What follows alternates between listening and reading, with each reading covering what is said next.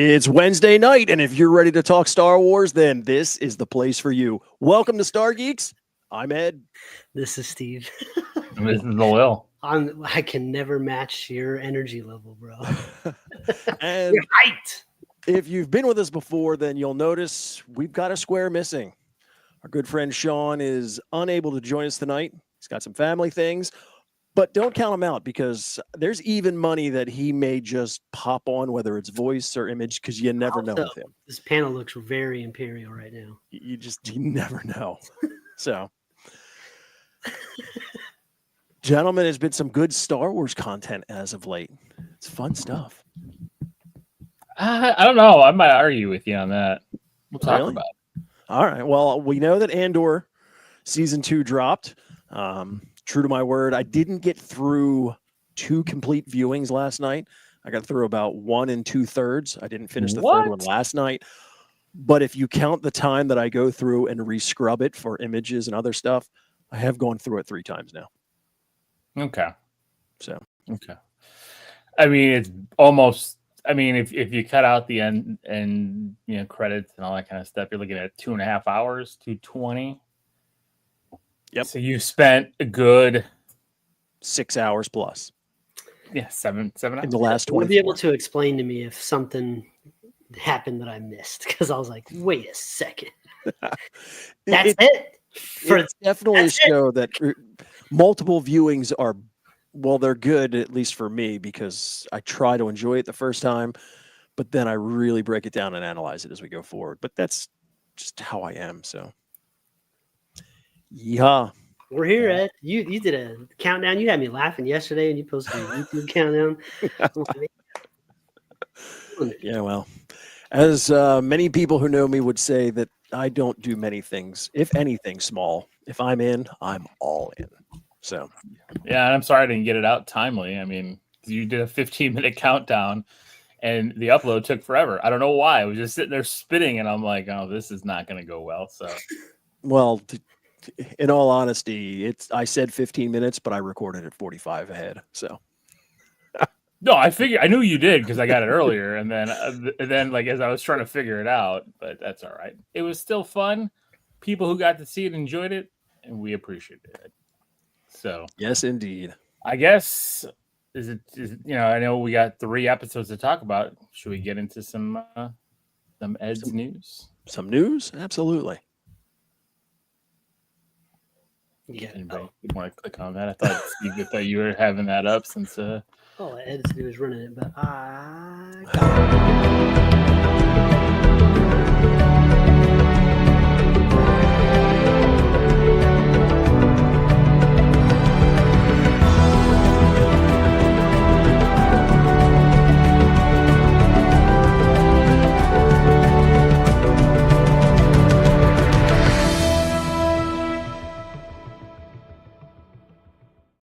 bro. I didn't notice the 4th. I didn't know you were a 4th.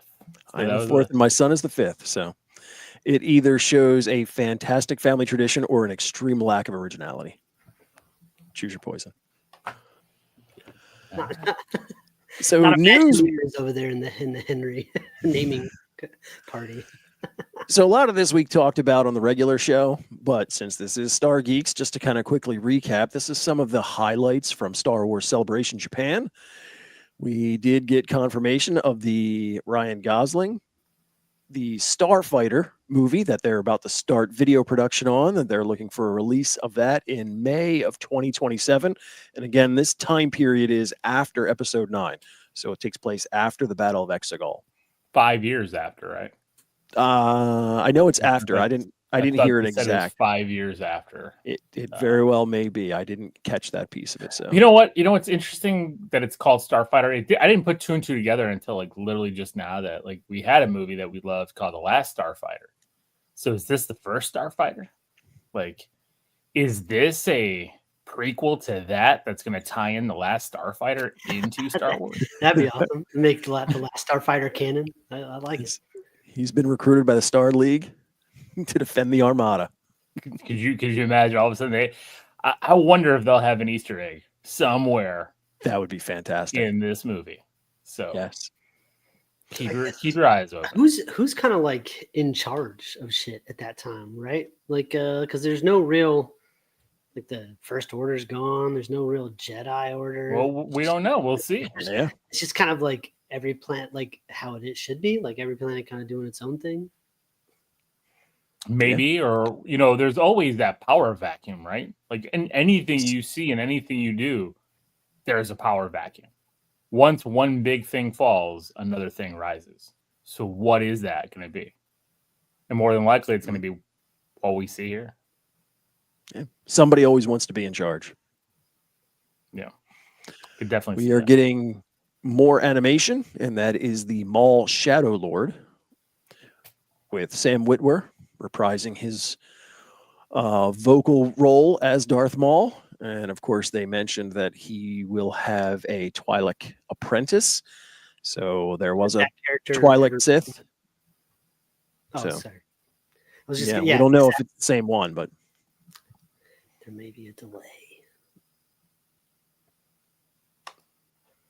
Steve might be having some technical difficulties. We got to see the Mandalorian and Grogu trailer for those who were not in attendance, but were fortunate enough to find it online before it disappeared. It was exciting to see. I know we talked about that whole scene on the AT-AT Walker. Man, he put in the work. Yep. So. Very fun scene. Very, if you're a fan of the Netflix Daredevil series, very reminiscent of the hallway scene in season 1. So kind of a single shot view of Mando taking everyone out. And then we got some updates with regards to season 2 for Ahsoka, which we are expecting to see in the fall of 2026. They talked about Admiral Akbar kind of being the antithesis for Thrawn's arrival in this universe. So the two of them are going to go head to head. And it sounds like half of this entire series is going to be a very big space battle between the two of them. So sounds like there's a lot of space action coming. That's kind of cool. Yeah. I mean, I didn't realize it was half. I didn't hear that part. I must have missed it if we did talk about that. No, we didn't. It was I was following up other interviews with Filoni, and he dropped that one on us. So at the end of Ahsoka, where is everybody? Ed? If I remember, you've got half the crew. So you've got Thrawn. He's on his way back, and he's got his gang with him. I think the ones that are left behind on Peridia are Ezra, Sabine. We know we've got the other two pseudo Jedi who are kind of, I guess, gray Jedi. Baylan Skoll and his now left behind apprentice. I think they are the main ones that are left behind. The rest are on their way back to the galaxy proper. So, and Ahsoka's left behind. I thought yes. Didn't Ezra come out with the helmet on and see Hera? Didn't? Yeah, Ezra's out. Ezra's back. Yeah, they found him at the end. Okay. Yeah. Oh, among those little like turtle type people. No, Ezra's. He is on a ship, and he came out wearing the fucking stormtrooper armor, and it took him hell long to take the helmet off. Remember? No. Am I fucking frozen? What's going on? No, I got you. Yeah, no, Steve, I'm with you. Oh, okay. Ezra came out. Hera was shocked when she saw him. Okay. And so that was the end. Yes. So Ezra's with Hera, and Sabine and Ahsoka are stranded with Baylan and I can never remember her name. Yeah, but they're not talking right now. Them two are not getting along. Yeah, right. He left her. Yeah. Because then he was on top of the statue, right? So, yeah, Fernando was right. Yeah, Ezra jumped on the ship, did that Jedi jump on the ship. Totally. I just remember being frustrated with how long it took him to take his fucking helmet off because everyone knew who it was. Yeah, it was a dumb reveal. I may have forgotten it on purpose. Intentionally blocked it out. So, all right. So, in other news, this just cracks me up. Right? This is not official. Well, Well, that's why I have kind of the question mark, because when this was discussed before, I know Kathleen Kennedy has said that she's not leaving the industry, but she had talked about stepping down from her role in Lucasfilm and kind of phasing that out by the end of the year. Now they're saying that that's actually been accelerated and that she's looking to step away from that role. Again, not the industry. She's not going anywhere, but that she's going to step away from that role at the end of August. Careful what you wish for, man. It's like, I mean, I don't know. I mean, it's just one of those things that it just amazes me that it continually comes back up. I don't know. I've looked through her filmography. She's got a lot more hits than misses. So. Oh yeah, oh, absolutely. I mean, she was a big driver. A lot of people put a lot of blame on her, but she was a big driver even when Lucas was there, like doing a lot of this work. Like, oh yeah, she's been around. People don't realize that, and Steve's right. Like, who knows who's going to step in? I mean, we all hopefully it's Filoni, Favreau, kind of a combo deal. Or even, who knows, maybe it's Tony Gilroy, right? Like, I mean, geez, what he's been producing. But, I mean, these are directors and writers. Sometimes that's a harder jump to step into this type of role. Yeah. Not many do it. I mean, we know James Gunn's doing it right now for DC. And so far, so good for them, I think. But, I mean, it takes a toll where you can't be both. So that's why I always wondered if we all want Favreau because we know like what he can do. We all want Filoni as part of it as well because of his mind and his knowledge of the lore. But again, sometimes you might have one part of the business really well, but you can't do the other. And that's where, that's why, like, you look at Kevin Feige. Kevin Feige's not writing movies. Well, no. But that's a good example, though, because even when the Marvel MCU is hitting its low points, nobody's out here being like, "Get rid of Feige." People are. Who? You see it on the Twitterverse. Those motherfuckers weren't alive when fucking the first Ghost Rider was in theaters and shit. Having to go pay money, actual real money that you work for to go see that bullshit in the theater. Okay, so these people, those are the people crying about Kevin Feige. Yeah, and that's what I'm saying. Like, that's why even like with Kathleen Kennedy, supposedly, I still don't know if I don't know if I believe it yet. Until it happens. We'll see. Right, because I think this has been rumored for several years. Oh, I know. That's and they keep coming up these dates. It's like, oh, by the end of 2024, by the end of 2025. It's like you just constantly see your news in the headline, but every time it's just about whether or not you're going to quit or get fired. Which it sucks. Now, for her, I could see, as big as her resume is, I could see her wanting to get more involved in other projects outside of the Star Wars universe, which if she were to step away, that's what I would think it would be is, there's so much opportunity for her out there. There's a ton of other IP out there that would love to have her back in. So, oh yeah, absolutely. So time will tell. So come the end of the summer, either she'll still be there or this will come to fruition. And either way, we'll take it as it comes. There is talk of a new Star Wars series. So not a movie because there's been a lot of focus on movies, but series being pitched now by the father-son duo of Carlton and Nick Hughes. Now, if anybody is unfamiliar with them, I kind of added to it just some information as far as, familiar things that they have done to where the father is known for Lost. And these are writing credits because I didn't want to mix up writing and producing. But writing Lost. Which seasons of Lost for the dad? Which season? Didn't specify, but Lost. The finale. Bates Motel. He's out of here. Get him out of here. The Strain, and then the son for Watchmen TV and The Leftovers. The Leftovers was awesome. And The Watchmen was a really, really good show, too.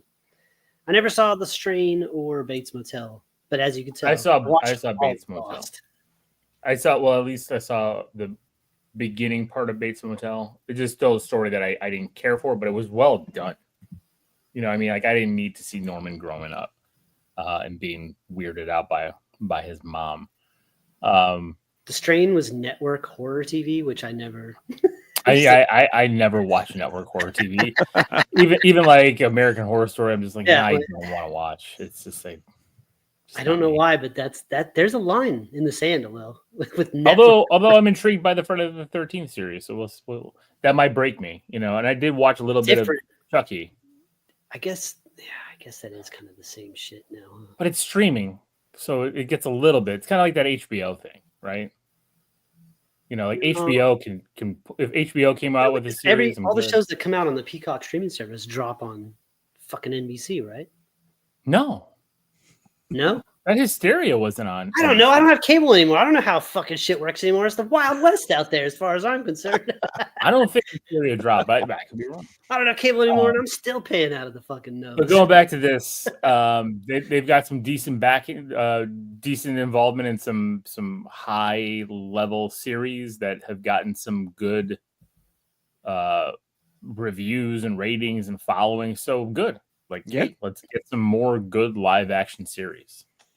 I'm curious. I'm curious of what type of story they're going to tell. Everything else. I agree. We shall see. I was laughing at this. So good for him. Manny Jacinto is at Star Wars Celebration Japan, as he should be. I mean, you know, it's to celebrate Star Wars. He was a main character in a Star Wars show. Whether you liked it or not. He was the best thing in that show. Yeah. Oh, yeah. He was the main character in the whole season of a Star Wars show. I would like for somehow he comes back doing what he was doing, because he was a badass. Well, and that's where the question lies, because, you know, seeing him there, and I know they talk about the hype of the crowd, but it's a Star Wars crowd. So consider the source. You know, now there's talk about, will they possibly not necessarily bring back the Acolyte, but different aspects of it? Can they take the good out of it and give us something else? Yeah, why not? Give us him and give us the stunt crew and the fighting crew, and I'm all in. Those Jedi fights were spectacular. Oh, that was some great lightsaber work. Yeah, I mean, and then do something positive with it. Agreed. Best part of the show. Yep. The helmet, you know, bright and light like that kind of does look weird. But hey, you know what? It's a different helmet. I'll take it. You know, give us a Knights of Ren origin series, and there you go. So, yeah, I'll take the good. That's for sure. Few collectibles that were talked about as of late. There are some Andor Black Series figures. One of them in particular. We just saw that guy. Yes, we did. And we actually saw him before, but we'll talk about that when we get to the show. I like the guy on the right. I like his before and after moment on the show. It's really good.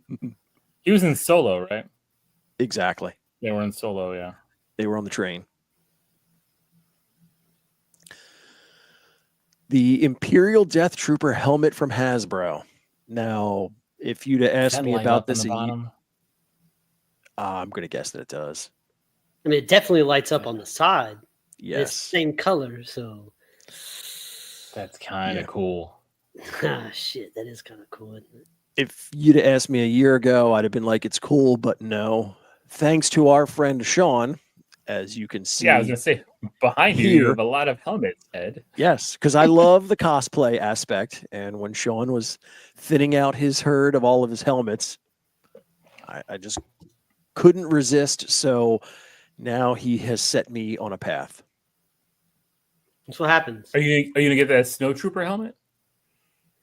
Oh, yeah. No, well, at some point I would like to get, as we mentioned on the show before, some full cosplay outfits. So we don't number our episodes anymore. I'm wondering how many episodes it started, because that's how long it took. It took this long before now you've got the Curse of the Geeks. Now you got to start collecting shit and spending money that you didn't want to spend.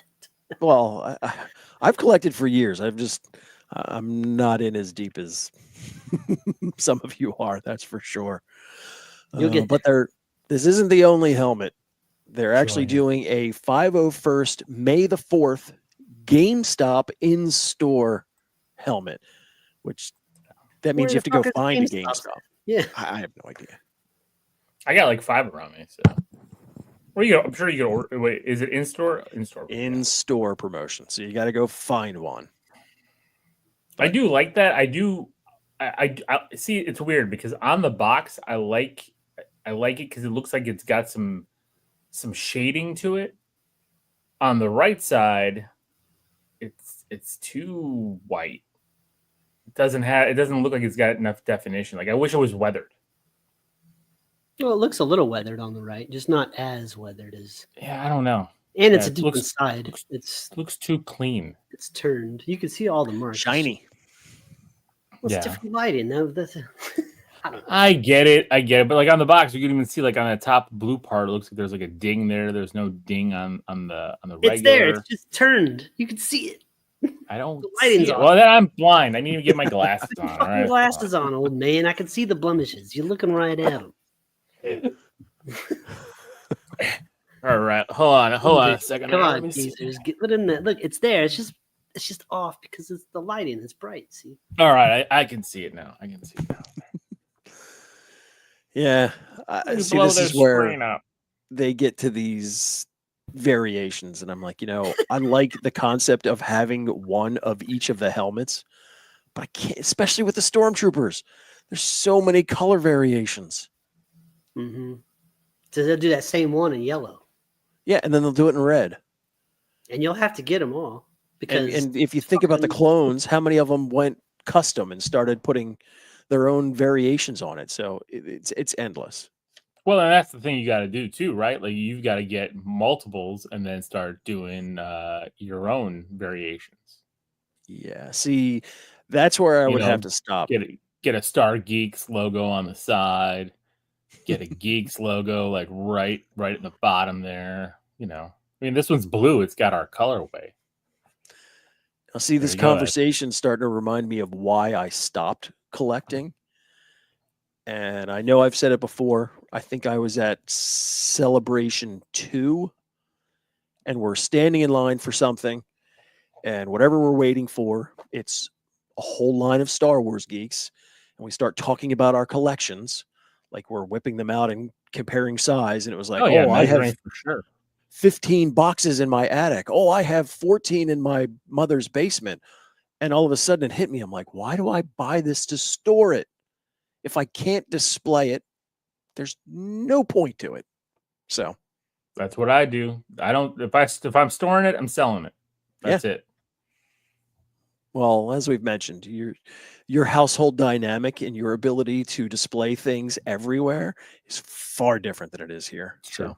So it's good having a wife who's a geek herself, and I get to Disneyana the rest of the house, so she doesn't mind me, infiltrating other things. And she likes the Star Wars. I mean, her office is Star Wars, so it's Star Wars wall to wall. So jealous. There is a whole slew of Hasbro figures, and these range. Some of them are the Black Series. Most of them are at the top. Then you've got a few that are the vintage, like Cobb Vanth. And then, of course, there were the exclusives for Celebration Japan. Some of them are cool. Those the black and white ones? Yes. Who's the trucker? Is that from Star Wars Jedi Survivor or something? Yeah. The handlebar mustache. Yeah. Yeah, I saw that, and I'm like, what the? Star Wars mullet with a handlebar mustache. Yeah. He came from the planet of Kentucky. So that was everything that I had as far as collectibles. I don't know if you guys have anything else before we get into the main purpose, and that is the breakdown of Andor Season 2, Episodes 1, 2, and 3. Or Movie 1. Yes. The only thing for collectible wise is, with May the 4th approaching, there's a whole bunch of stuff popping up on the Disney shop online. Go check it out. I haven't pulled everything down, but they got a lot of cool. I'm into like the jersey wear. I like jerseys. And they have a really cool Hoth baseball jersey Hmm. that I might have to pick up. It's kind of got that baby blue, kind of reminds me of some classic Cubs gear. So they're going down some crazy rabbit holes with some of the, what they're doing. So definitely check it out. I might have to pull that up for next week and kind of show some of that merch. I don't want to sound like I'm shilling merch for Disney, but why not? Well, I shill everything for Disney. but you are. Star Wars related, and some of it's really cool. It is. So You yourself definitely check it out. are a product of Disney that is being shilled to the public. It's true. All right. Well, So, fair warning, and I'll play the spoiler. We are going to get into the details of Andor season 2, episodes 1, 2, and 3. So if you haven't watched it yet, then I would definitely recommend that you pause here and come back afterwards. Here's your official warning.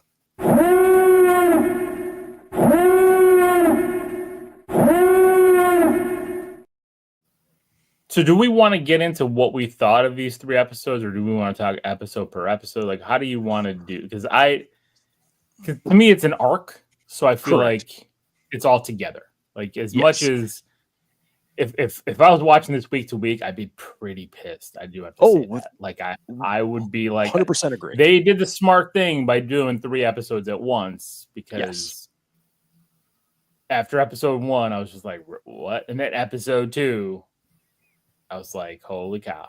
Episode 3, okay. Yeah. Fernando's, where the heck is Sean? He's living the life, He's we couldn't afford his salary this week, even for his own show. But that's all right. We got Ed. Who needs Sean? How does he start a show and then we're the only ones doing it? Well, and the funniest thing about him starting this show, and no offense to Ed, because I know he wanted you to be on the show with him. This was a big thing. When he talked to us about it, like, we weren't going to be on every week. Like, we thought this was going to be like once in a while we're popping in, but now we're on every week as well. And he's the one taking the damn nights off. He's calling in from the train or car. He's leaving in the middle of the show.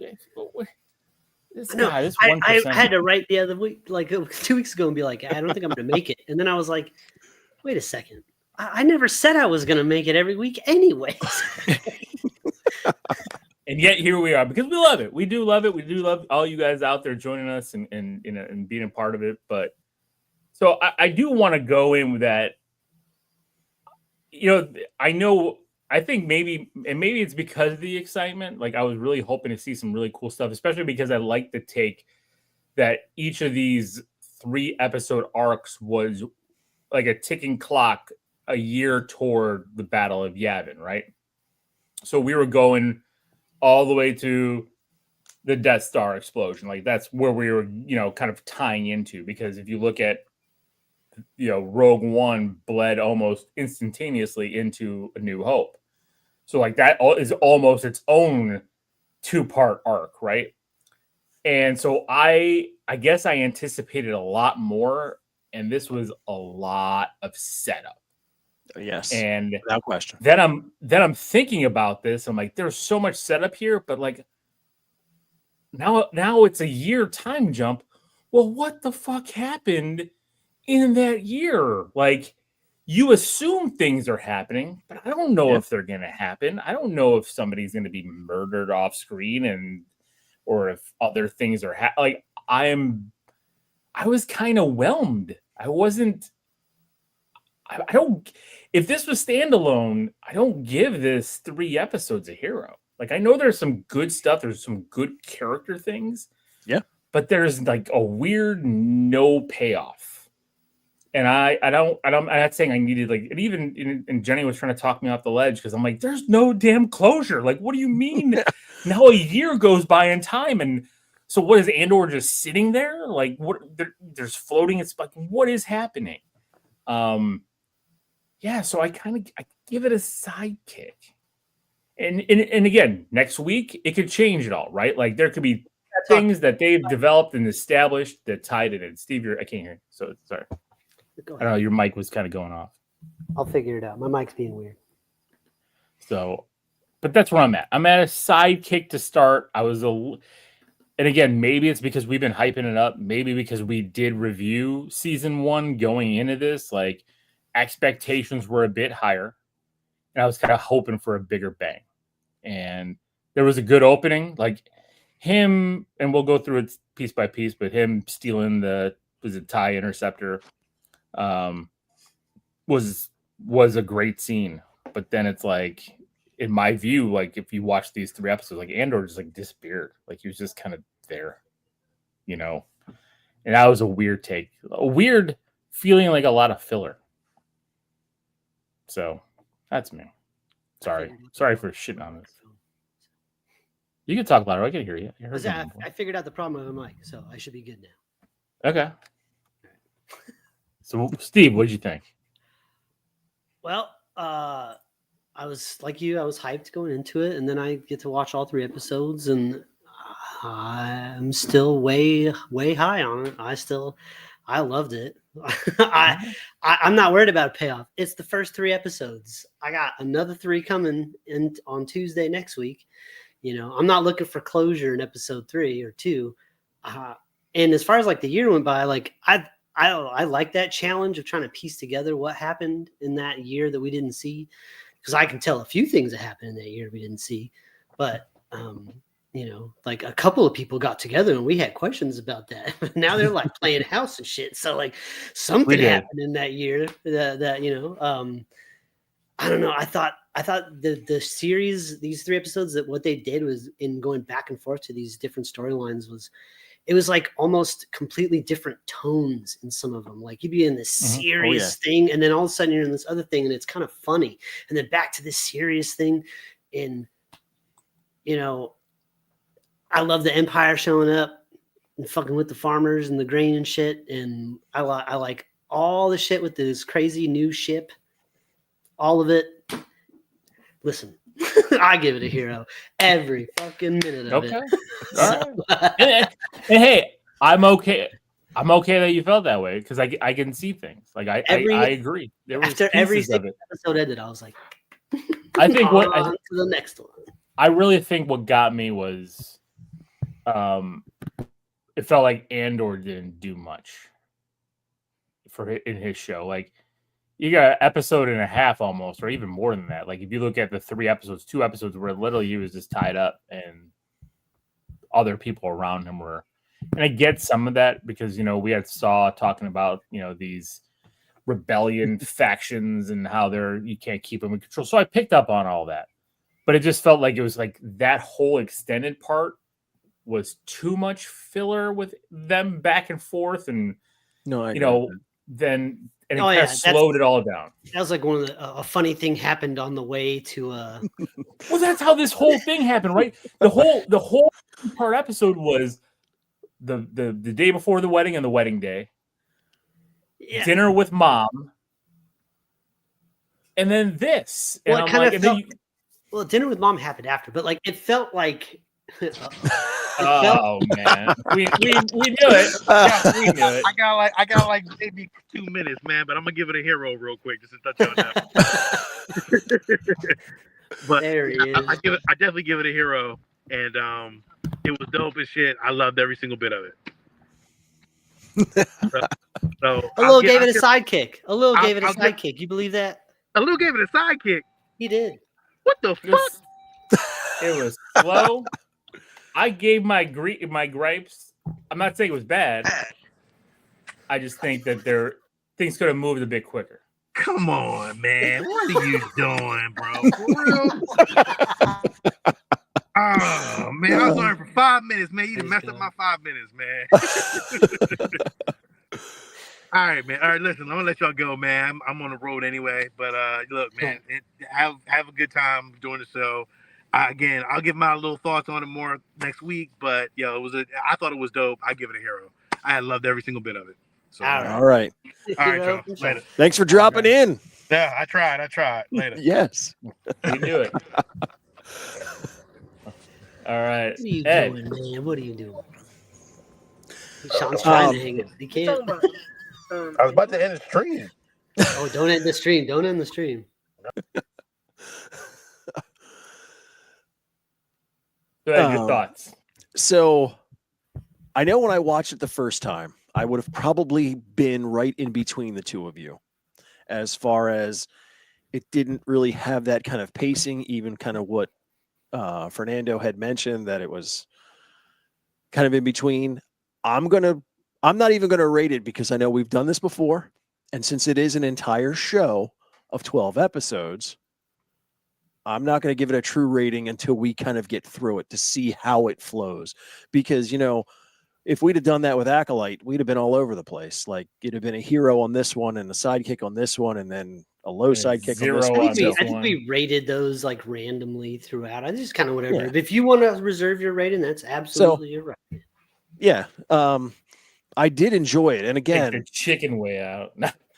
Pussy.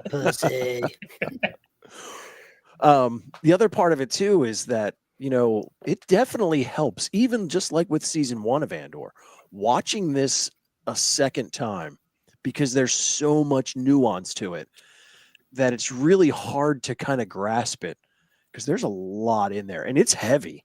It's real heavy, especially for Star Wars.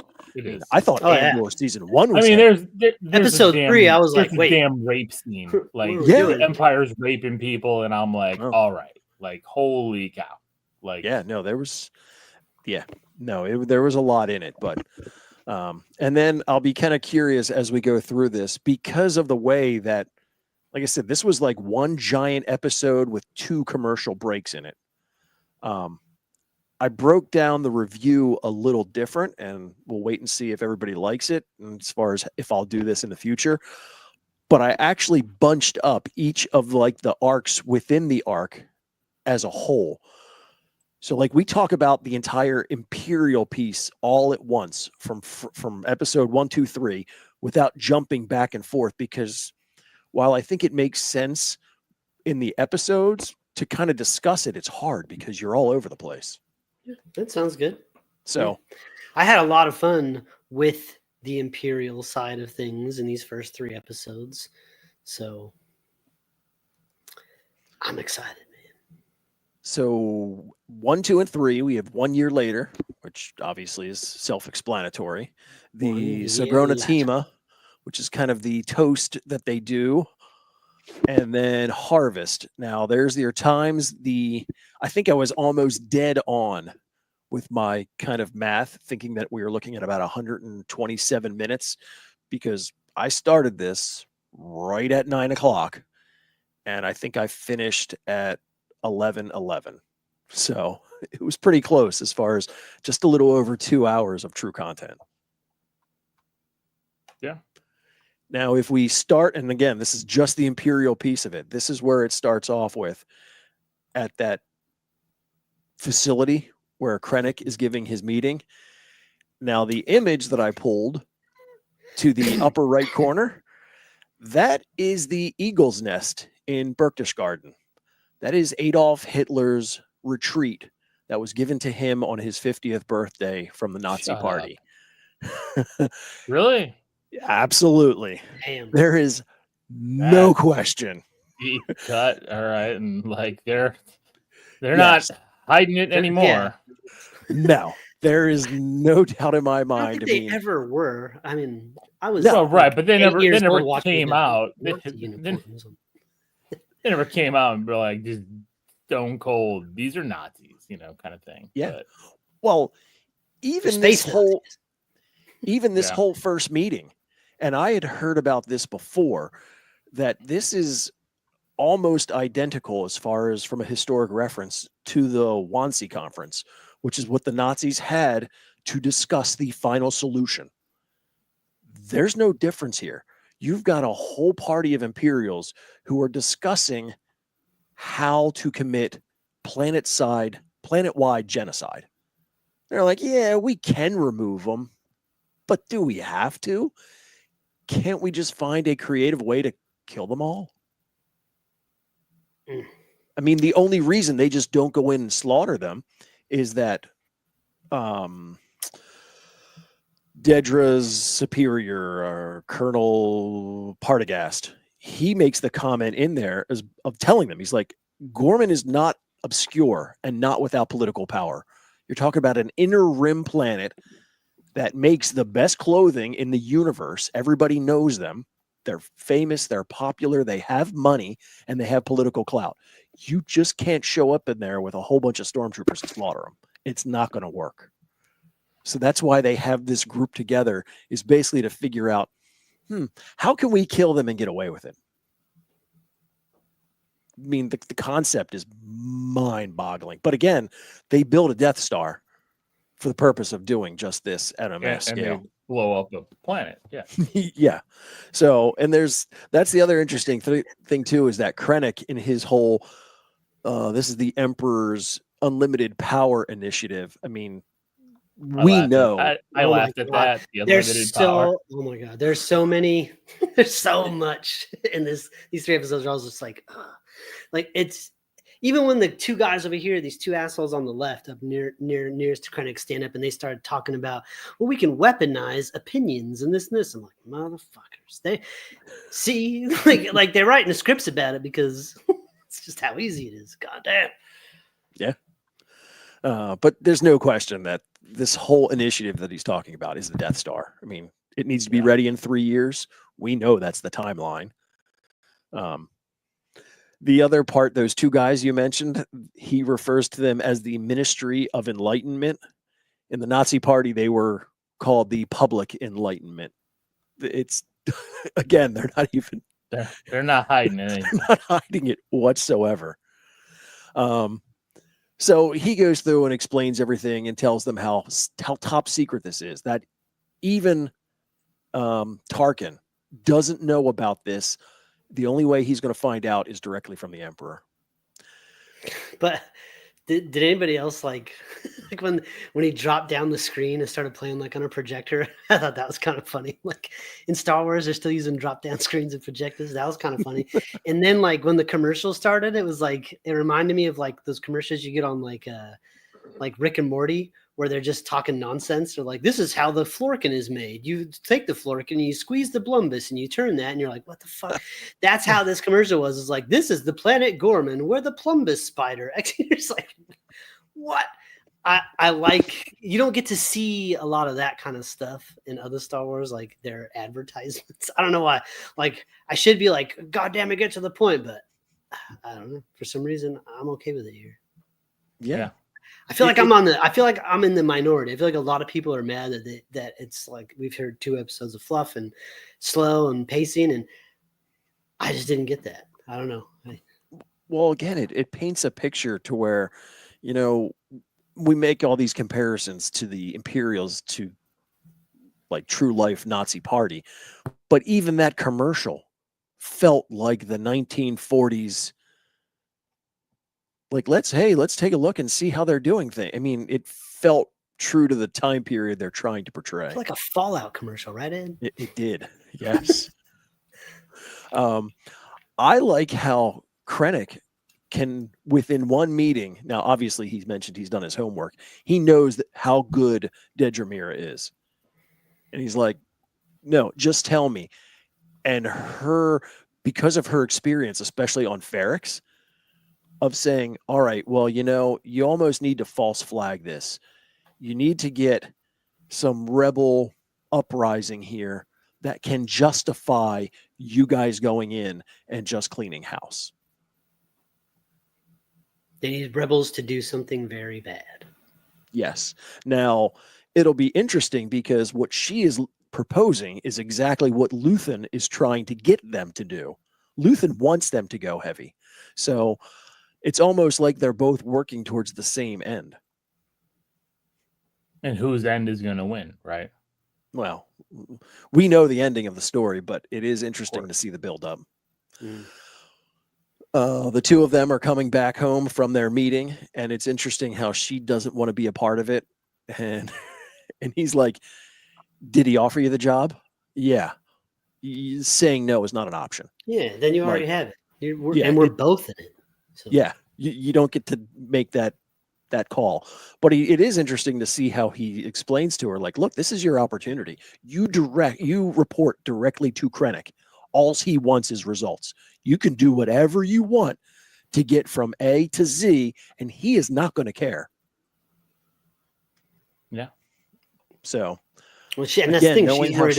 She's worried about the red tape and the fucking, how she's going to be even able to do her job with blah, blah, blah. And they're just like, no, you'll be able to run that whole shit.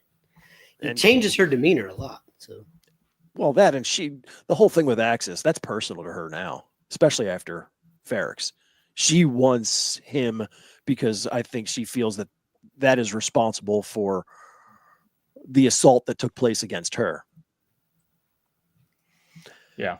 We find out that Cyril has gotten some more promotions at work, and he's now the guy in charge and giving the speeches there at that wonderful, sterile Imperial complex. And the he loves every second.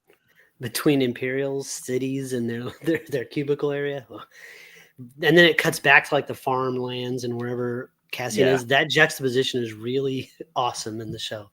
But yes. I loved this whole design of this. I mean, I wouldn't want to work there, but it looks cool. You already do. Steve. I do not. I do not work in an office, Lil. You work in an office. I know. But you work at one of the best offices, the happiest offices on the planet. Yes, indeed. So I think we knew this was coming. This just felt weird. Like the dynamic between them is, I don't know. It's not like an icky feeling, but it's I don't know. He likes women who dominate him. I mean, you see what he is with his mom, and this is clearly what he needs, and this is what she likes. I loved this whole dinner scene. I thought this was great. I was laughing. I liked seeing them in because it's almost like these same characters in a different. It was like a rom-com, like it just felt. It was just a funny breath of fresh air. I thought this was hilarious. Yeah, and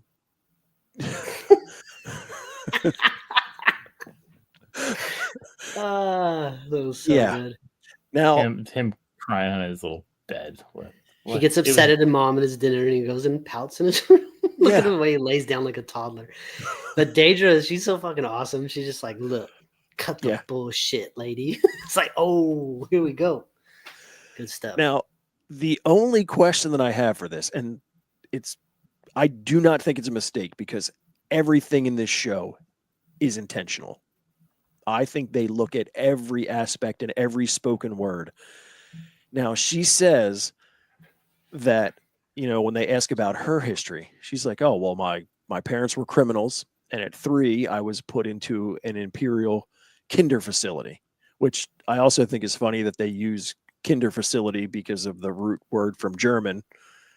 And again, it just ties directly to it. But the timing doesn't make sense because how old do you think Daedra is? She's got to be mid-20s at least, if not mid to upper 20s. So if that's taking place when she's 3, the Empire doesn't exist yet. It's not an Imperial facility.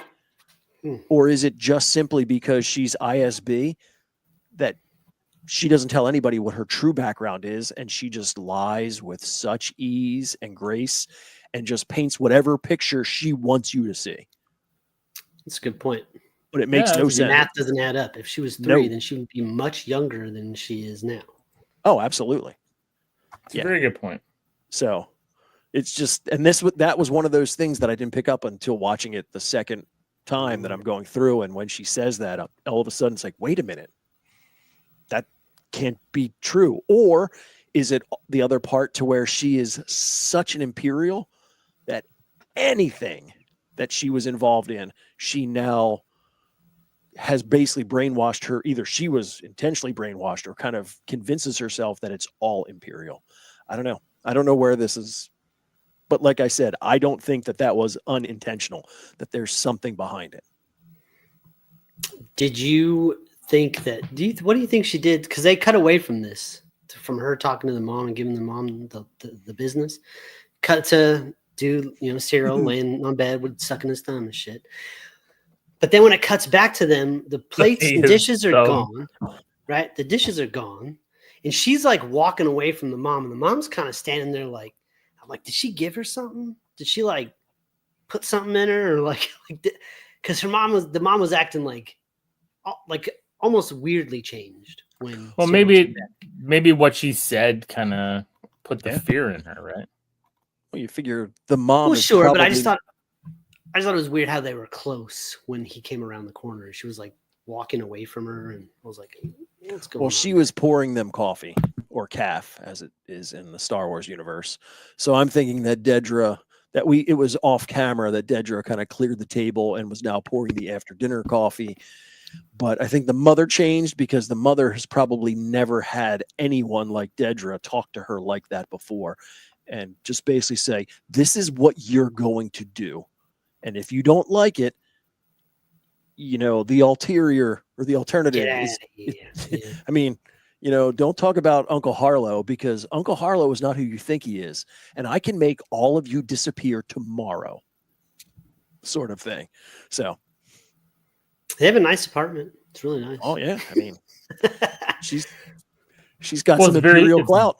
I was going to say it's very sterile, very imperialistic, especially if you look at. But if you went to a Star Wars hotel and it looked like that, you'd be like, "This is awesome."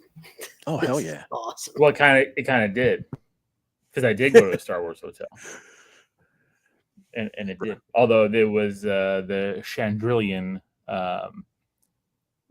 hotel, or run by the I'm gonna mess it up. Wherever Mom Mothra is from. I'm calling her Mothra because of Sean. He's always calling her Mon Mothra. Palpatine. Damn, Sean's got that in my head now. I can't stop saying it. Mothra. Mon Mothra. Mothra. Well, and that's a perfect transition, because this kind of completes the entire Imperial segment through all 3 seasons. I guess, yeah. Huh? Yeah. And this is Shangri-La. And again, like I said, the Star Wars hotel, because it was actually a cruise, it's a starship, came from here. This is the tie-in. You see some of the at the wedding, a lot of the designs and everything were in the Star Wars hotel. Mon Mothma didn't skip a beat. Still looking gorgeous as ever. Oh yeah. Talk about an estate and a half. Oh, I know. They own an entire mountain. Great. Yeah. The set looks cool. I mean, some of the rocks, when it was really close up, it did give me a little bit of that Acolyte vibe. Like, hey, back that camera up. But it was a cool set. It was really cool. You get a lot of the cultural aspects as far as how they do things. The daughter with her friends all in their uniform, going to check out the dress. Mon Mothma is doing her whole political thing, greeting all the guests, but man, does her facial expression change when she sees that Luthen has arrived. I'm going to need some clarification on some of the stuff that happened here, Ed. Like, I know that this dude down here on the right, what's his name? You know his name, right? On the bottom, her bottom friend. right? Yeah. Yes, Tay. Her friend Tay Coleman. This guy, a friend since childhood, a former. So he's lover. doing it. He's doing a shakedown. That's this whole thing here, right? He's like, I need money. Yeah, well, because if you want my support to keep going, he's invested his money into the rebellion. He wants to, go against the Empire, but now that he's divorced, getting a divorce and all that stuff, his entire world around him's crumbling. That's where Luthen is freaking out, because this dude can flip on them in a heartbeat to get a payday. Oh, absolutely. And he recognizes that. And I mean, you don't see it in this first meeting. You kind of get indications that something's off. Well, and some of it is because of the camera angles, right? Like, I don't know if you noticed that. That was the one thing I was picking up that I was like enjoying, was like the different shots for each of the areas and what's happening, right? When they were on the farm planet, like the camera was crazily moving at all times. This one was very well lit, but you saw like when they were talking up close, the camera was weirdly high on Tay, like, which felt disorienting, and you can see that in her face when she was talking, like something was off. And you were getting that same visual because it was like from an up-down angle. And I like that. Like they were doing some things with all three of these segments with All the different. cameras very differently. How they were shot was very different. To generate various emotions, which that's the goal of any of these things, is to make you feel a way. But seeing all of the different interacting parties in this was interesting because, I mean, we know who Luthen is. Mhm. Mon is upset that he's there, not sure why. And he explains, like, look, again, I'm a high level art dealer. I work for a lot of wealthy people, one of which happens to be your future in-laws. So you didn't need to invite me. You've got his assistant who's there. And again, seeing her kind of interact with Mon's niece. I think it's niece. She reminded me of like a 50s phone operator, the switch operators, especially when she gets back to her base and she starts doing all her shit. There's something with the way they do her hair and her makeup, and even the shawl that she wears, like that reminds me, it gives me that switchboard operator vibe. It's really cool. I like Luthen as he's working the crowd when he's talking to that one guy and his son's in the Imperial Navy. He's shaking him down. Oh, so where are you going next? What's going on? Oh, where are you going to be? I picked up on that. I was like, oh, he's just getting info. That's all he's doing. Every single time. And the tie-in, because when he asks him where he's from, he's like, well, I'm currently at Steerguard, which that was where Andor stole the initial part from when these guys met. It was that Starpath unit from Steerguard. So again, how there's little interconnective tissue throughout. Yeah. This is I think the second of 3 meetings between them when he really kind of paints the picture. Mm-hmm. And he's like, okay, so one, I'm getting divorced, which I'm surprised you don't know, because don't all you ladies just sit here and gossip all day? Then he's upset because he looks around and he's like, okay, so, you have this beautiful party at this fabulous estate. I helped set up your, the hell's it? The rebellion's slush fund. Right. Basically. But however, it's kind of hidden away. So I help set that up. I hook you up with the criminal who can make all of your woes go away.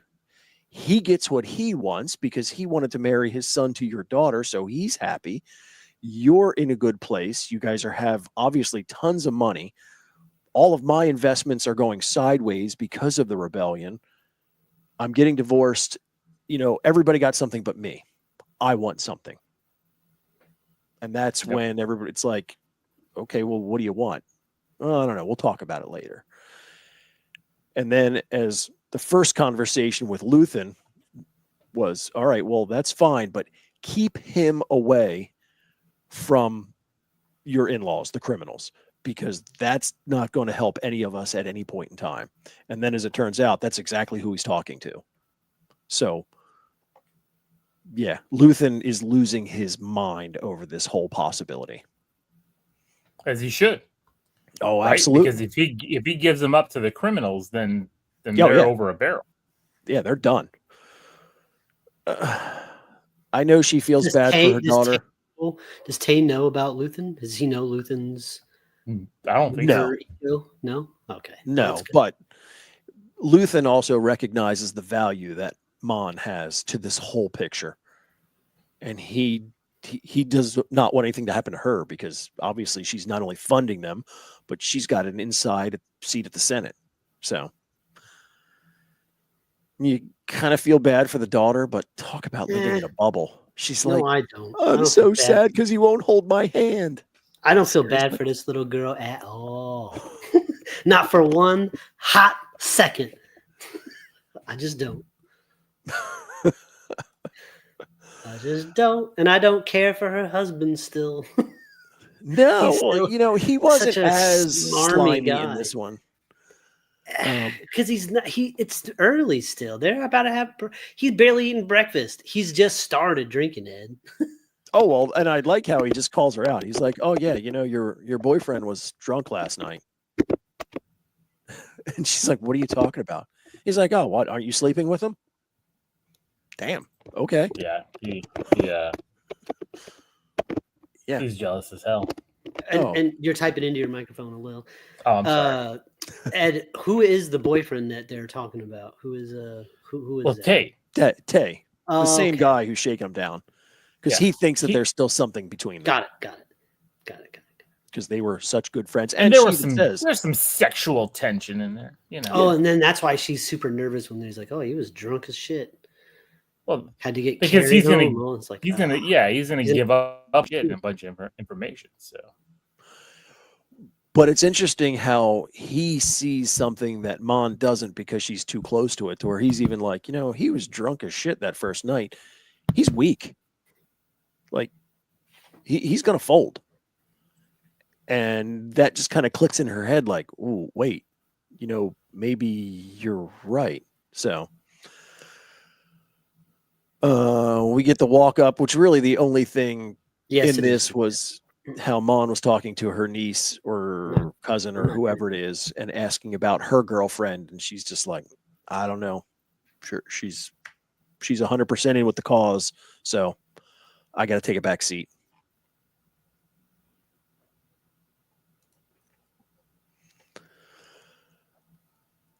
Here is what basically is the final meeting, and you can tell that Luthen knows this is bad because he's watching him the entire time at that dinner party while the dad's giving his you know, life sucks, but you're rich, so just have fun speech.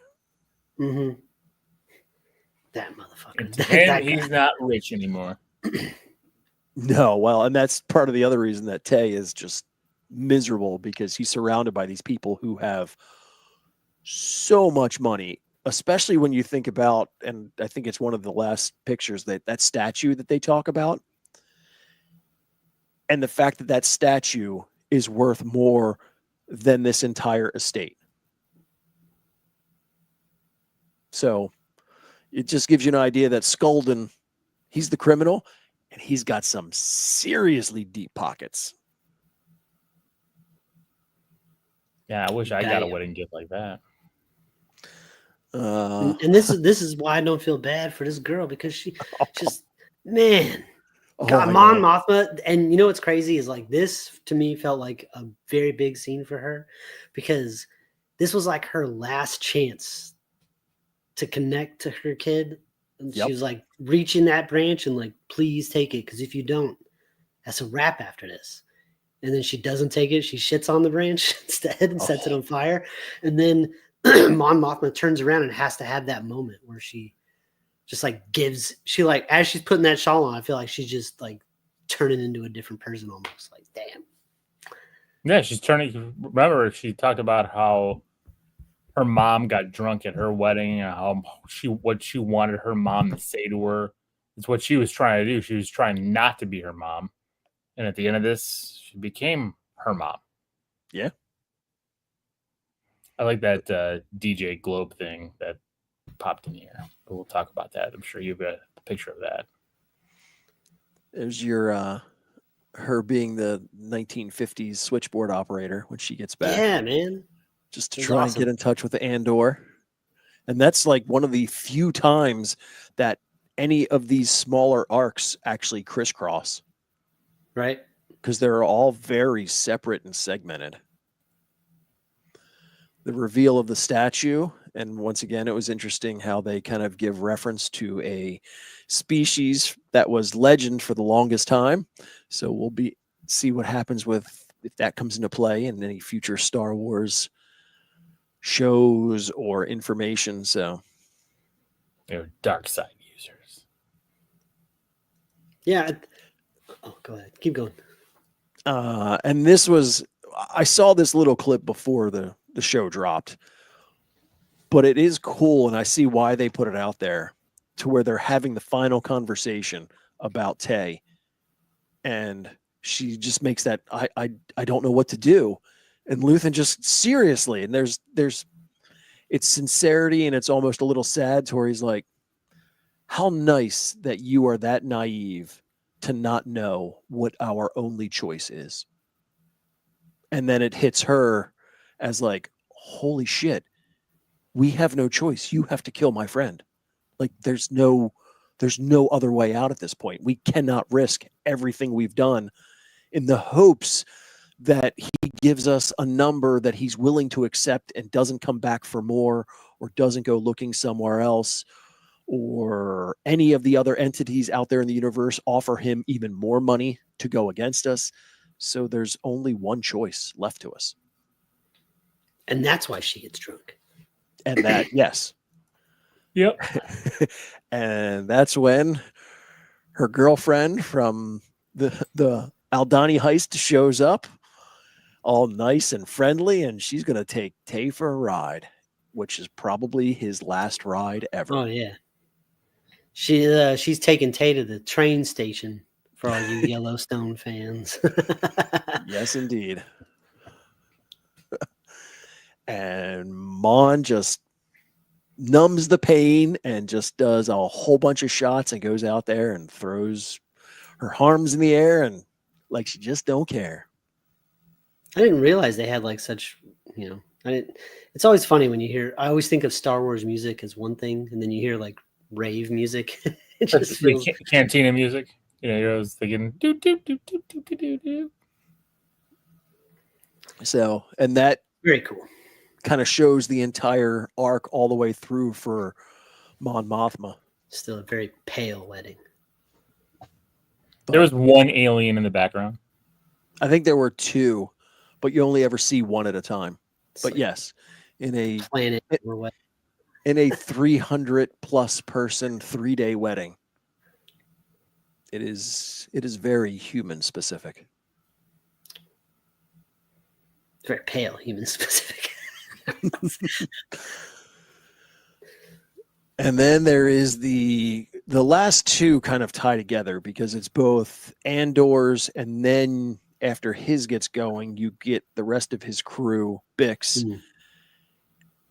and the rest of them, and they kind of then merge together. But this whole scene that started off was fantastic. We get a TIE Avenger prototype. Is this okay? So I was going to ask: is this new to Star Wars? This TIE Avenger? Yes, we've never seen. I mean, we know what TIE Avengers are, but there are so many. Isn't this the one? Isn't this the TIE fighter that Thrawn wanted to put into production and got shot down because the money was going toward the Death Star? I think the one that he wanted was the TIE Defender. Yeah, and that's what I thought. I thought this was because I kept calling it the TIE Interceptor, but I guess that's the other one, right? That's the one Vader uses. And Vader's is another prototype that he takes. I mean, there's so many damn TIE fighters. There are hundreds of TIE fighter variations. Oh shit! Yes, there are so many out there. All right. This was interesting. Now, the planet is Sinar, which is, I'm curious because the Sinar is an organization, like they're a company that manufactures TIE fighters. And this has been known throughout Star Wars, old history, current history, future history. We get mention of it in Clone Wars. And this especially came to mind because we just watched that episode with Saw Gerrera when Hondo Ohnaka delivers those shoulder fire missiles. That's who manufactures them. The patch, that's their logo. And that was what was on the arm of the girl that he talks to, who helps him steal the TIE fighter. Mia. Now I know that I kind of heard that some were, and even she even makes comment like, I like it here. I have fun. Is that wrong? And the first time I saw it, I'm like, really? Nobody has fun in the Empire. But then I thought about it. She's not really an Imperial. She works for this TIE manufacturer. Mm-hmm. It's not, I mean, they manufacture Imperial products and they have Imperial oversight, but it's not the same thing. It's almost like on Morlana. It's a corporation. So, And who knows? They might have a sweet break room. yeah, well, I mean, shoot. Pinball machines and some arcades. She's like, I would love to help your rebellion, but like my 401k is fucking stacked. And my bennies, I can't even attempt to mess with the benefits, bro. I can't rock the boat. We got pensions and all. Like it's testy as it is. So many people might be willing to do the rebellion. They just can't afford it. Is it me or is their logo for the company kind of? It looks like the Falcon to me. No, I can see that. That's kind of what I thought it was. Yeah, when I saw that on her shoulder, I was like, huh. I wonder if they manufacture the Falcon. No, I think that's a different starship manufacturer. I don't know all the I didn't know all the companies, all the manufacturers of all the product. I don't even know them all on Earth. So this was another demonstration of some fantastic writing. Just his interaction with her, making her feel okay with it. I think you can tell that, this is some assumption, that in that year time, he's been reading that manifesto. And it's really starting to sink in because there's a lot of those things that Nemec was talking about that are becoming part of his vocabulary when he's talking about the rebellion and the different aspects of it and the fact that the Empire cannot win. And obviously he uses it in his recruitment. But up until this point, you figure that year has gone by. Nothing really has changed much with Andor because prior to him working with Luthen, I mean, he was a criminal. He went out there and he stole various Imperial parts and he went and sold them. And it was for his own good. He's now doing the same exact thing just for the rebellion. And he's stealing bigger things. So he hasn't quite grown into what he will become. Agreed, Snoke. Agreed. Then he's stealing a TIE fighter. Yo, when he hit it in reverse and was bouncing around that hangar, that was the best. But then, of course, the absolute obliteration of the stormtroopers was great, too. Again, that guy, the bazooka guy, so good. Just completely disintegrates that poor man. Yeah. And that's the picture underneath. That's the one from Solo. So, again, it's nice when there's a little interconnection to it. Continuity. Yes. Man, the weapon systems on this TIE fighter are kick-ass. Interesting way to steer it, too. Controls and all that. And it led to I'm sitting here thinking we're 3 minutes into episode 1 and we're already in a dogfight through a canyon and on this ice planet with TIE fighters. Really, really good. Now, the TIE fighters that were following him, we've seen before. They are from Star Wars Rebels. And like I said, when you pull that picture up, there's no question that's the exact same TIE fighter. So at least it's nice they're not recreating new TIE fighters every time because... And that's another variant. Oh, yes. Blowing up the canyon and just the inside piece of it, it definitely had some pod racing feel to it. Now this is pod racing. I mean, even just the shots, the way, I mean, this image here, it has that top-down view. Kind of tying it together.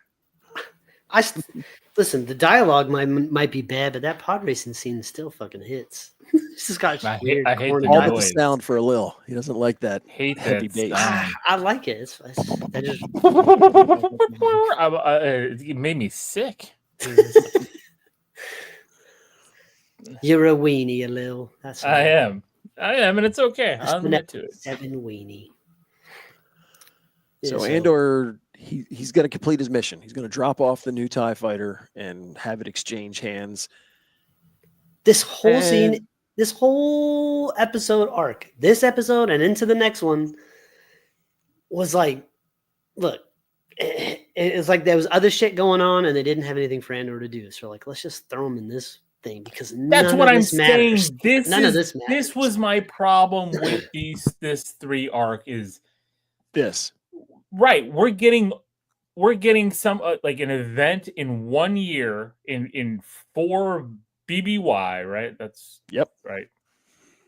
And next time we join the show, it's gonna be 3 BBY. Correct. And like this is what you're telling me this entire year for Andor was like the story to tell. Like that's weird. Like I don't know. Like you've taken your main character and basically put him in the back seat for 3 episodes. And that's where I was like, I get like, and yes, it shows the rebellions. It shows, other, and like I said Well, it before, shows like, that all Sauce the other talked about rebels this. are like, it reminds me of like being on a job site with like shitty companies and shitty other techs, Right? And being like, oh, but for them to drag it out this long is Yeah. where I was like, I don't know, like this part could have been cut down big time. well, if they did something like the people messing around in the TIE fighter figured something out or activated something that Andor couldn't do, and then was able to move him along or something. Maybe we got to see one of the fucking creatures they kept talking about were coming out at night. Something besides them like shooting through the fog at each other and then he gets away. Like So I get it, Snoke, and that's exactly what I totally get that part. But it is just a good seemed point. like it was a long, drawn out part of that, like where you there's sideline really not your a way main for him to character. get out right away. I guess Well- it's an interesting choice they made. and I think that's the message makes sense. And it's all what Saul Guerrero was saying. Like you have all these factions, they're all lost. They have no idea what they're doing. They just they don't have clarity of purpose. And that's fine. But I think the disconnect for me with this particular portion of it is it doesn't fit because all of Andor to this point has been so serious and so real lifelike. But the way that this group interacts just doesn't fit with the rest of the story for me. This But I was guess the I don't want to defend it now. yeah, but like the rock paper But- scissors. yeah, the rock paper scissors part was ridiculous, but also it kind of does fit when you're looking at a group of people who felt like they're abandoned with no food, nowhere to go, nothing to do, and they turn, right? Like they're supposed to be part of the rebellion, but at that point, it's so fragile. The rebellion is still so fragile that you can manipulate these people with one thing, just fear. And we got a severed again- foot in the boot. But again, it was too long drawn out. Like this part, it's like, we argue about these shows that have 10 to 12 episodes that they don't need the fluff. This was fluff. You could have cut this part down. Like that's where I was at. Like, Yeah, no, I'm not going to disagree. you're trying to get me to watch 3 hours at a time, and it's got a lot of fluff. I can't argue with you about him here in this. It gets much better once he's back in the TIE fighter. Oh that seems awesome in the grain planet or whatever you want to call it. Yeah, it's unfortunate. Kept thinking like there's got to be some reason, some character, something that happens here. And maybe it happens next week. How? In What's 3 left BBY, over? somebody They all comes killed back. each other. They did, and they were eaten by a big monster. But I don't know. Maybe something comes back with this. I don't know. Yeah. I mean, there was some interesting things with him, and it goes to show how much of a survivalist he is, that he recognizes other things like, it's not going to rain forever. You need to save some water. That's what I was saying, Snoke. It was like they had a lot going on with Mon. There was a lot of heavy info dumping going on with all this Mon Mothma stuff that we just went over. And this was happening in the background. And all that Imperial shit. Because like Ed said, the show's bouncing around. So it wasn't just whatever this was needed to be a little bit calmer because there was so much information going on the other side. Yeah, I can see that, right? Like it gives you time to download because this is just ridiculousness. They're trying to move a TIE fighter Yeah. with their hands. Con Air Easter egg, huh? Yeah. So, I mean, I don't know. Maybe I'm trying to retcon it myself and just thinking that, this group just came off of getting their ass kicked. They lost most of their crew, most of their ships. They just got abandoned on a planet. They're starving. They're thirsty. I mean, shoot, that one guy, he poked his head up into the TIE fighter, and all he wanted is, any food up in there? Yeah. So, desperate times, people get desperate and do dumb shit. So, up through and including trying to decide who's going to lead by playing rock, paper, scissors, which I think of all of this, that's the part that just totally takes me out of it. Like, seriously? I would have been fine if the two guys actually just decided to wrestle or fist fight or even just have a slap fight.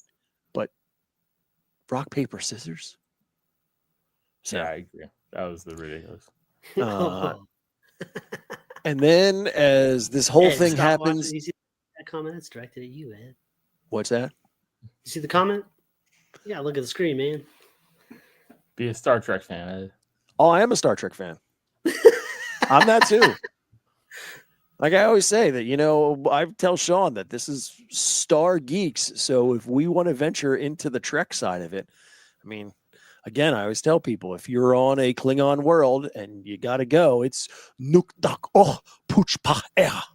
Where's the bathroom in Klingon? It's important stuff. Son of a bitch. Polar Knights, you started it, man.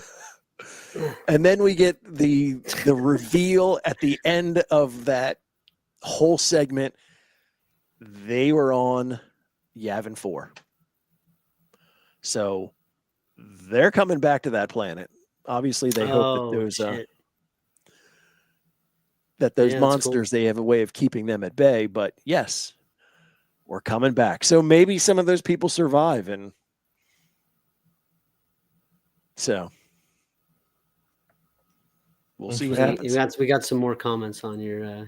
So we got Ferengi helmet. Oh, don't got one of those yet, huh? Yeah, no. You're a G, Ed. Much love from Fernando. Original geek. Yep. G for geek.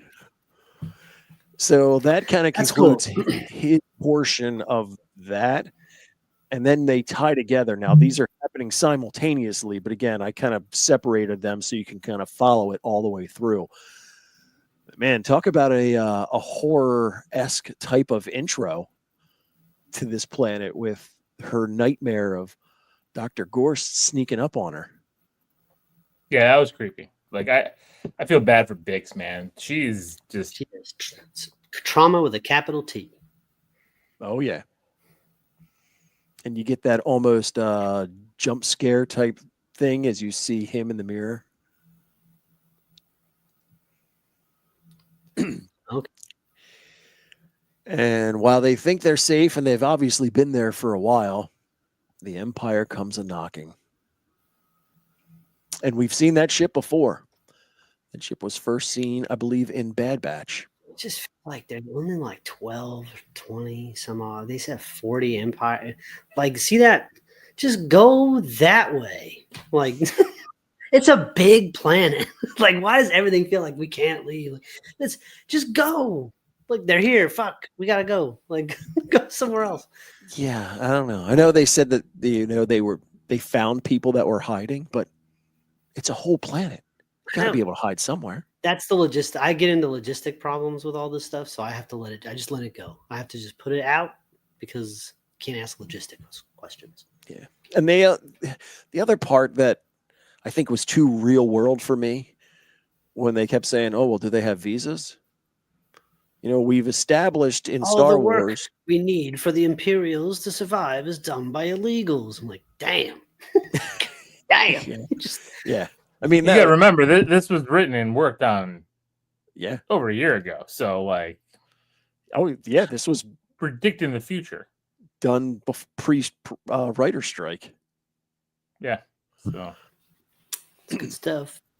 But But yeah, I mean, we've established in Star Wars that they started using chain codes. So if they would have just used that in the vocabulary, it would have felt more Star Wars than visas. But whatever. Me nitpicking things. You've got the big boss who's trying to help them out, keeping them clued in as to where the Imperials are, where they're going.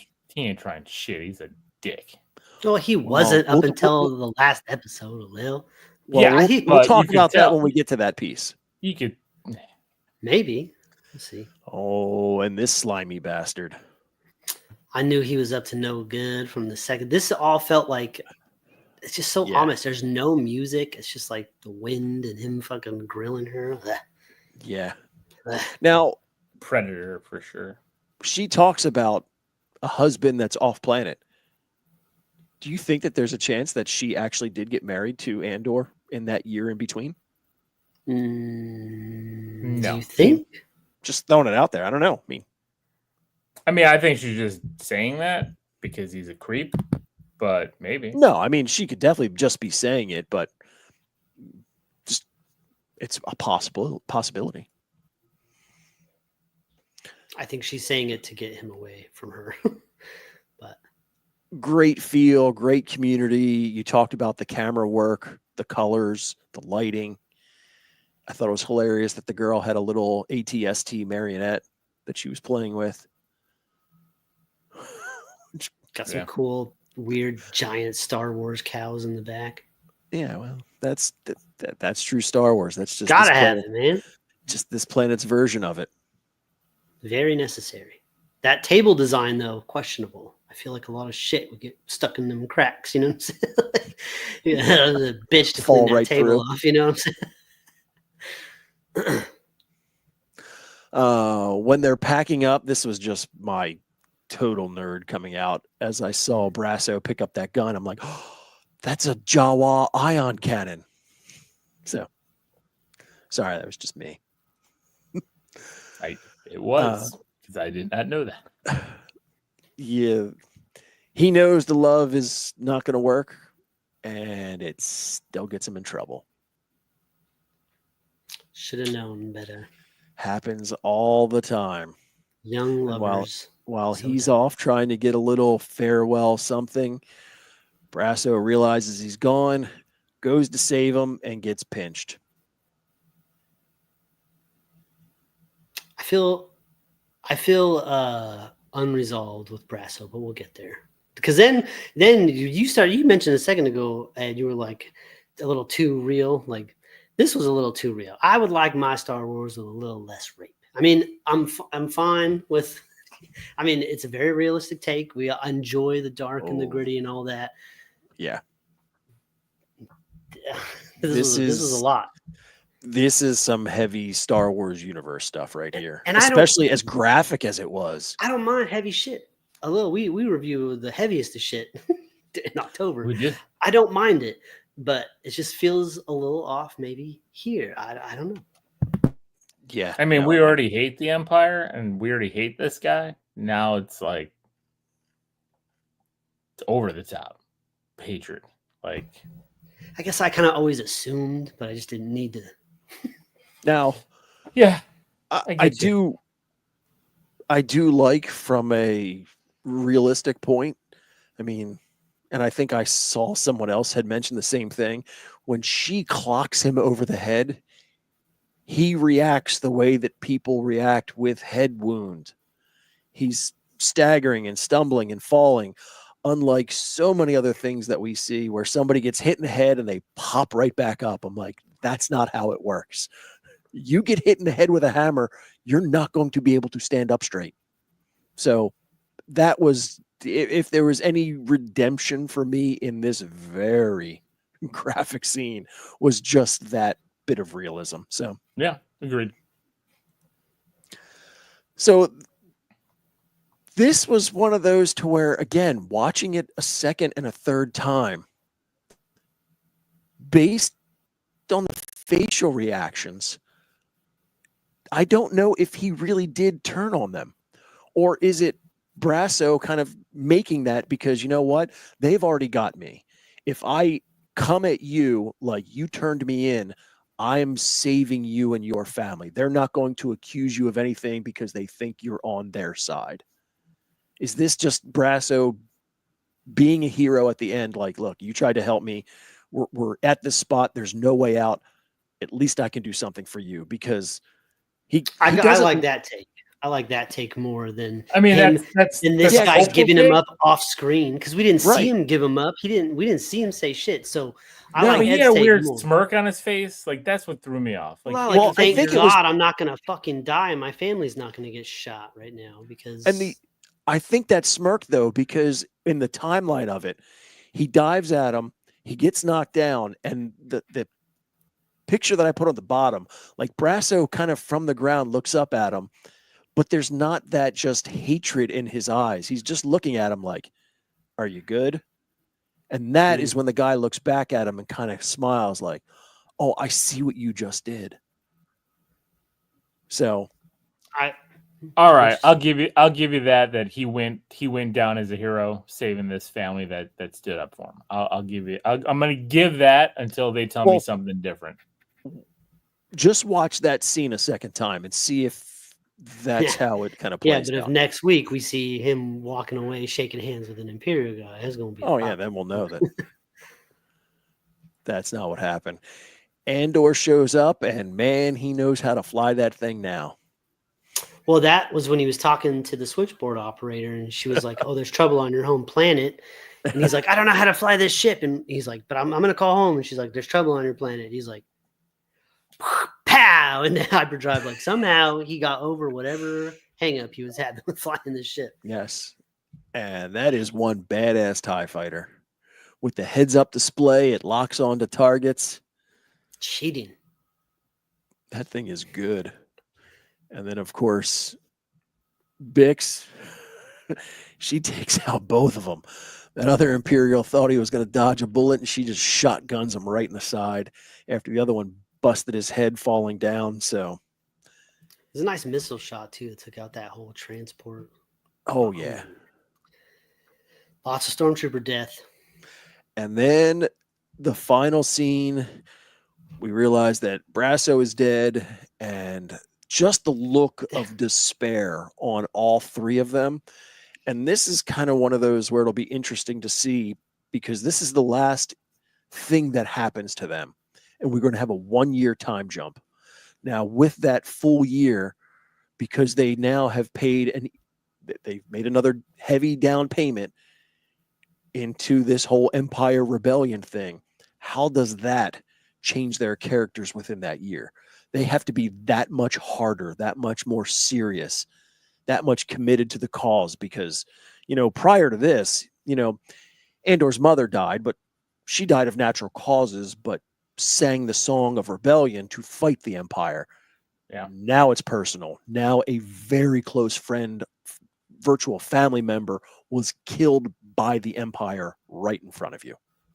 Now it's real. I mean, for Bix, it's been real. She's been But not right in front of assaulted. us. We didn't get to he was getting away, and then you had the one stormtrooper lining up the shot, but then it cuts to Andor, shoots, and then the next thing you know, he's on the ground.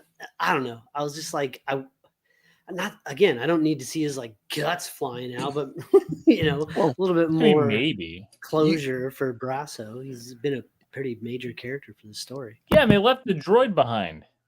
That's the other question in this. They just took off and left BMO.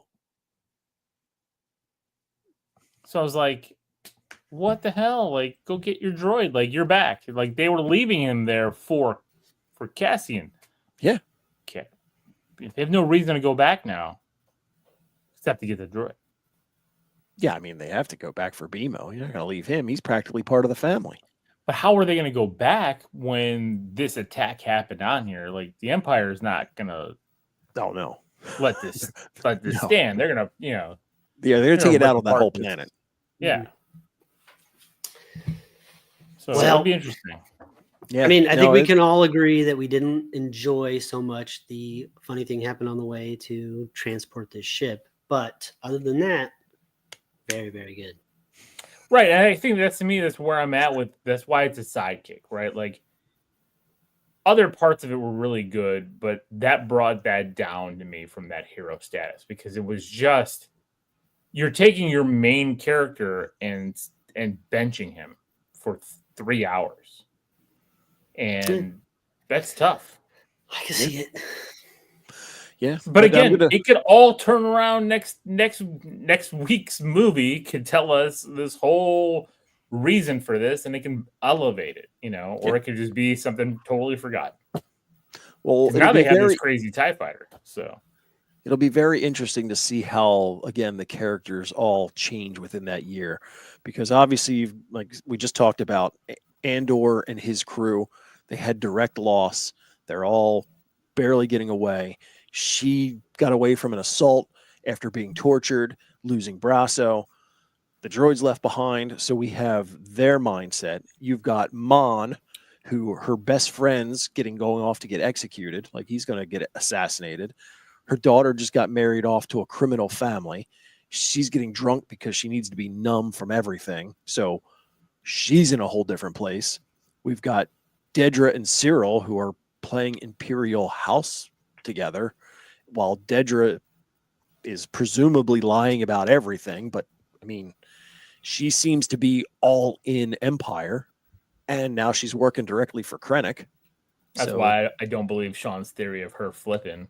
No, I think if anybody flips, it's Cyril. He's the weak one. He could be flipped because if you get another stronger character who gets in his head, she's not going anywhere. She's Imperial through and through. So I agree. Well, we shall see next week. So 3 more episodes next week, huh?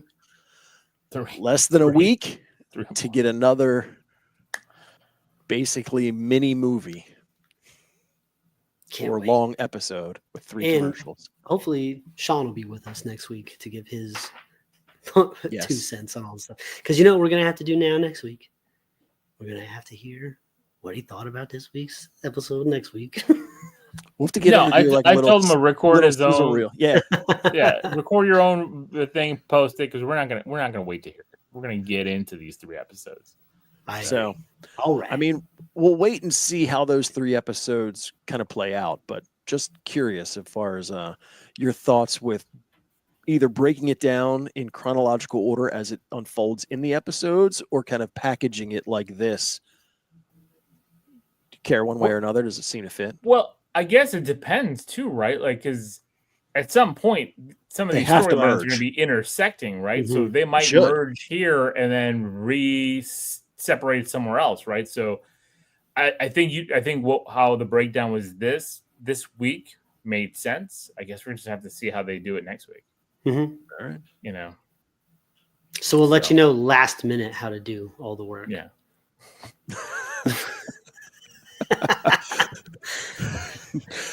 You rebel scum. Yeah. I think I have that. You rebel scum. Perfect. All right. So thank you, everybody, for hanging out and watching. Obviously, we will be back doing this again next week. As we just said, hopefully Sean will be joining us.